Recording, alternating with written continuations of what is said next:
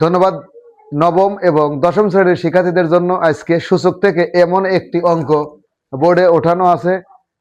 অঙ্কটা সবাই জানো এবং পারো, কিন্তু নৈবেত্তিকের জন্য অর্থাৎ বহু নির্বাচনী এমসিকিউ এর জন্য এক লাইনে, ওয়ানলি এক লাইনে অঙ্কটা আমি করে শেষ করে দেব এবং তোমরা শর্টকাট করে শেখার জন্যই এই বুদ্ধি। এই রুট এই জায়গা আছে root over x minus one into y into root over y minus one into z minus root over z inverse one into x.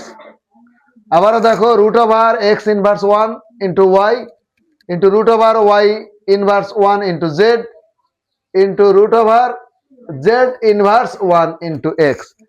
এক লাইনে, মাত্র এক লাইনে অঙ্কটা আমি শেষ করে দিচ্ছি। দেখো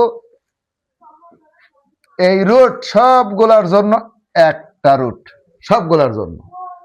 এইটা মানে কি 1 ভাগ এক্স গুণন ওয়াই গুণন এটা মানে 1 ভাগ ওয়াই গুণন জেড গুণন এটা মানে 1 ভাগ জেড গুণন এক্স।